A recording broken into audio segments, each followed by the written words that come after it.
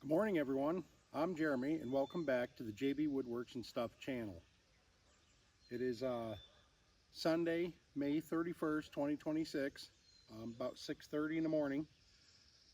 We're out here doing something different today. This is also for the Alana Acres Facebook page. We're going to do some gardening stuff today, and we're going to maintain our apple trees. So if you look over here, if the camera will follow me, it seems to be struggling. There it is. Come on. Come on. So anyways, there's a tree here. So here we are. Little equipment malfunction. I might just set that solid if it isn't going to cooperate. But anyway, so here's our apple tree. We have another one over here. This is a Honeycrisp tree that I planted from a really small seedling. I think it was back around 2012 or so. So it's got a few years to it. We had to tape the bottom. It looks a little crooked at the bottom. We actually had a vole issue for several years. We kind of still have one now, but the wife is slowly eradicating the population. But anyways, they chewed halfway through this tree. And the other tree over here, if the camera will follow me. Come on, there you go. Anyways, the other one over here, the tree that was here was chewed right off completely and fell over. So we ended up getting a replacement tree from a local box store. I believe this one is a Nova Spy. And we wrapped the bottom of this tree, and we saved this tree and wrapped the bottom of this one also. So, boy, that camera is slow. Maybe it doesn't like how far away I am. Maybe it just doesn't like me. But anyways, we'll work on that. But so after we wrapped it, miraculously, we supported it for a while too. It came back and it's flourished as far as growth. Every year it has good growth. We do some trimming on it. Haven't done it in a couple years. I definitely need to do it because they say you don't want branches that are, come on. Well, I can see this is not going to do it for me.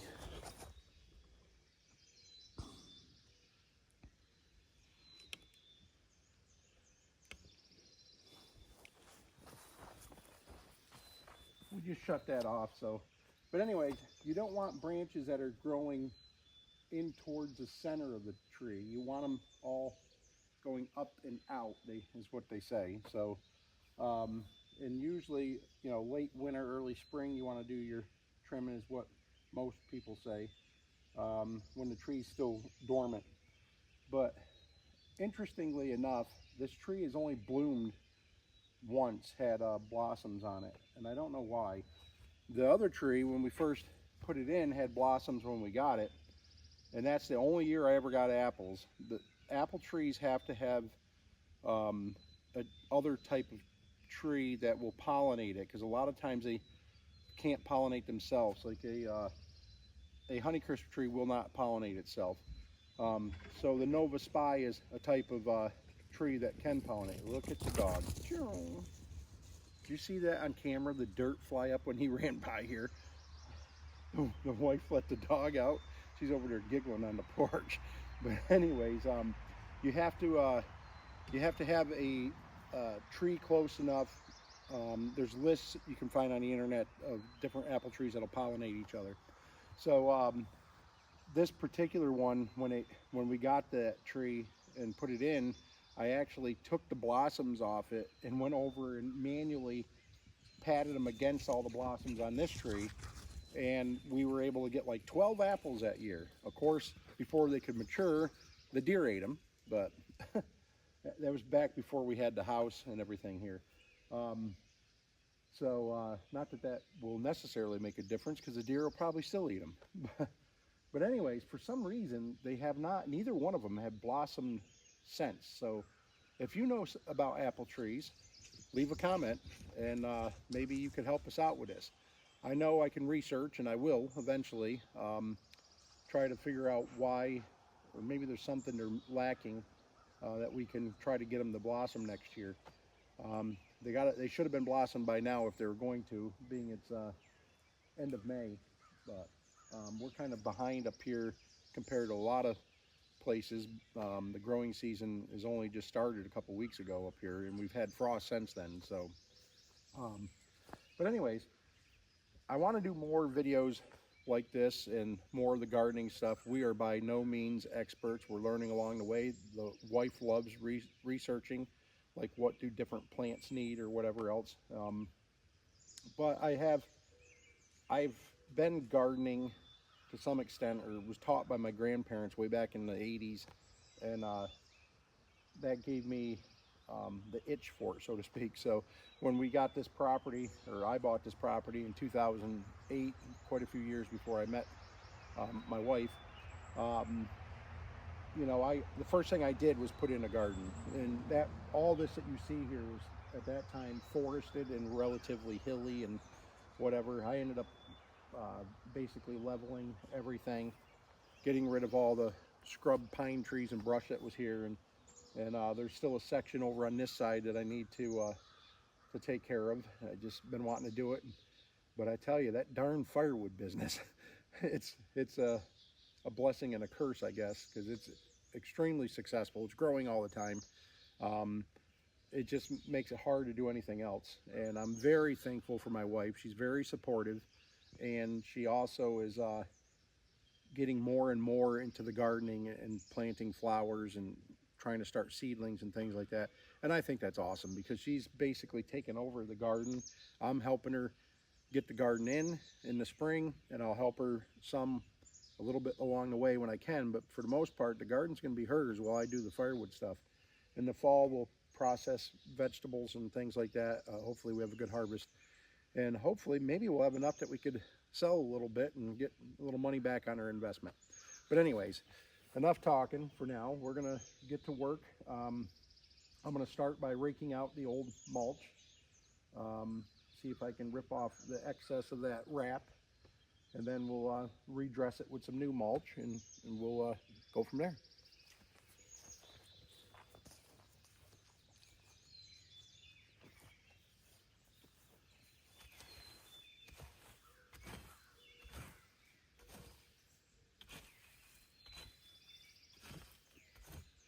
Now, when it comes to mulch, I would prefer, I guess, not to use stuff with dyes. Although I believe what we have here does have dyes. It's just brown. I'm not into the flashy colors. The only other, you wouldn't want to put this stuff in your compost though, because you don't know where it came from. I mean, this stuff could be, it's some big companies chopped up and ground up trees and scrap. Could be from local companies that are clearing land or whatever else for houses, but more often than not, it probably came from somewhere far away from here. Could even be foreign. And again, you don't really know what you're getting, so I would suggest you don't put it in your compost. You know, the stuff from the box stores. Now, if you were to go to a local farm supply store or something that has local products, especially undyed mulch, then that would be fine to put in your compost and let it break down for a while, and it would give good organic material to your compost.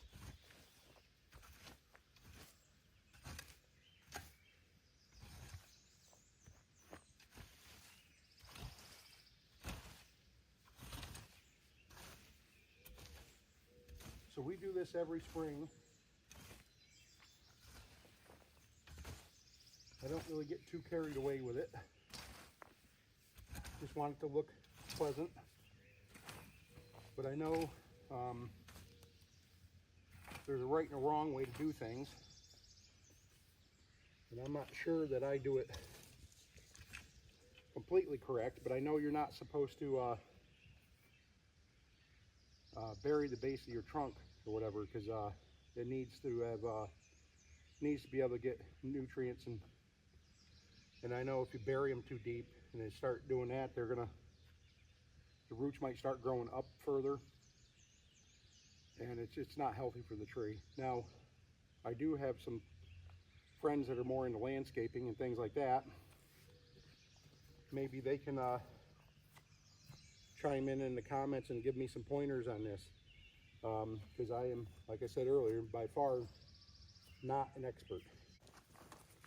So what I have here is fruit tree fertilizer. This one's made by, says Dr. Earth, Natural Wonder, Organic and Natural. But basically it says use a cup of fertilizer for each inch of trunk diameter, measured a few inches up from the ground. So I'm grabbing about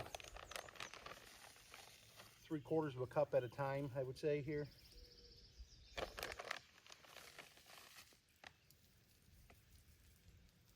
I got about a 3 to 4 inch diameter tree, so we're going to use about 3 cups. It says keep it just inside the drip line, so it can feed the roots. And we usually do this every spring too. I'm not going to lie, I'm using what was on sale at a local box store.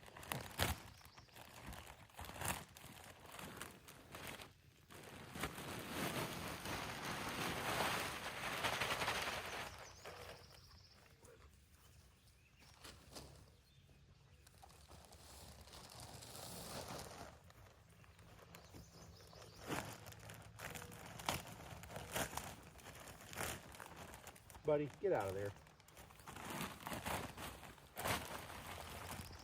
He's a normal dog, inquisitive, wants to be around his people.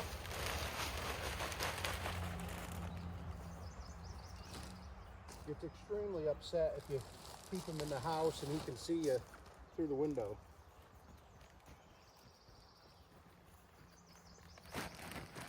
You could never put him on a run, because if you were within eyesight and actually present at the house, he didn't see you leaving the car or something, he would never stay there. He'd just bark, carry on, try to pull the whole thing right out of the ground. I could be speaking from experience.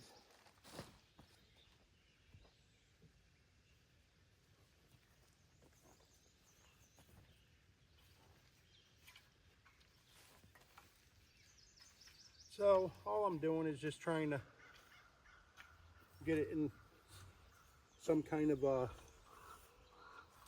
circle shape. I am not a landscaper, and I'm not a wealthy individual that has to have their estate all primped and pretty. I just want it to look pretty good and help keep the weeds down, help retain some moisture. If you notice, I don't have any more than like about an inch around the actual trunk of the tree.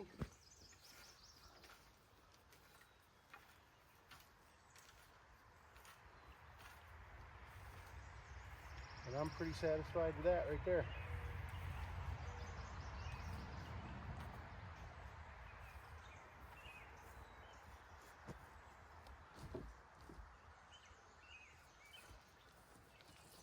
I'll take you for a little walk so you can get a closer view, or maybe just zoom in. Pretty simple. Now I'll clean up the old mulch, discard that over the hill over here. As I said, I won't be using it in the garden. And we're gonna go on to some other stuff. I got another tree to do, and then take you a walk around the garden. Maybe you'll see us do some stuff in the garden today. Have a good day, people.